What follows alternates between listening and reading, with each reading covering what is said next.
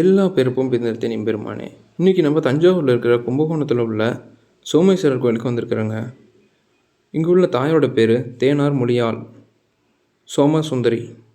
தீர்த்தம் மகாமக தீர்த்தம், சோம தீர்த்தம்.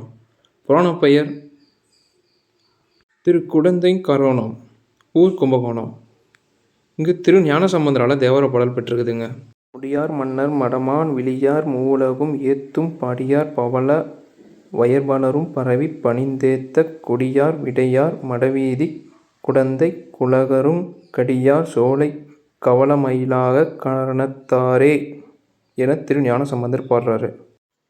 கோயிலோட ஒரு சிறப்பு என்ன, இக்கோயிலில் 1964ஆம் ஆண்டு பக்தர்கள் ஒன்று கூடி ஒரு வித்தியாசமான முயற்சி எடுத்தார்கள். ஒருவர் 1,00,000 மீது 100 பேர் சேர்ந்து சிவாய நம என பஞ்சாட்சர மந்திரத்தை எழுதினர். மொத்தத்தில் 1 கோடி மந்திரமாக தேறியது. எழுதியவற்றை வீணாக்காமல் பைண்டில் செய்து 100 புத்தகங்களாக ஒரு பெட்டகத்தில் அடுக்கி கோயிலில் வைத்துவிட்டனர். மிகவும் அருமையான இந்த பெட்டகம் 70 ஆண்டுகளாக பாதுகாக்கப்பட்டு வருகிறது. இத்தலத்தோட பெருமை என, அமுதகுடம் உடைந்த போது சிதறிய தீர்த்தம் இத்தலத்தில் முன்பு குளம் போல பெருகியது. இக்குளத்திற்கு சந்திர புஷ்பகரணி என பெயர். காலப்போக்கில் இக்குளம் அழிந்துவிட்டது.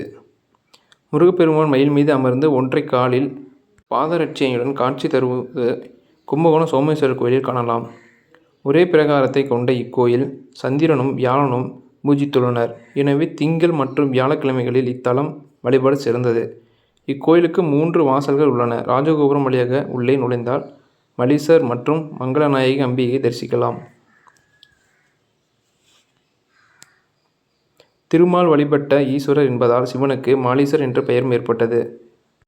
உள் மண்டபத்தில் சோமஸ்கந்தர் அருள்பாலிக்கிறார். கருவறை சுற்றி 8 பேர் வணங்கிய நிலையில் சிற்பங்கள் உள்ளன. இத்தலத்தில் நடராஜர் பெருமான் தனி சந்நிதியில் சிவகாமி அம்பாளுடன் காட்சி தருகிறார். இவருக்கு கான நடராஜர் உடையார் என பெயர் சூட்டப்பட்டுள்ளது. இவரை பார்க்க சென்றால் சென்றவருக்குத்தான் நஷ்டமே ஒழிய இறைவனுக்கு எந்த நஷ்டமும் இல்லை என்ற பொருளில் இப்பெயர் சூட்டப்பட்டுள்ளது. இவர் வாணிகளால் வியாபார விருத்தி, தொழில் விருத்தி, உத்தியோகத்தில் மேன்மை ஏற்படும். தலத்தோட வரலாறு நாம் இன்னொரு காலத்தில் பிரளயம் ஏற்பட்டபோது பிரம்மா மனமருந்தி பிரளயத்தின் பிறகு எனது படைக்கும் தொழில் எங்கிருந்து செய்வது என சிவனிடம் கேட்டார். சிவபெருமான் அவரிடம், நீ இப்போது பல புண்ணிய தலங்களில் உள்ளே சென்று மணலை எடுத்து அமத்தோடு சேர்த்து பிசைந்து மாயக்கும்பம் ஒன்றை செய்து அதில் அமுதத்தை நிரப்பி அனைத்து ஜீவராசிகளுக்கும் விதையாக விளங்கும்படி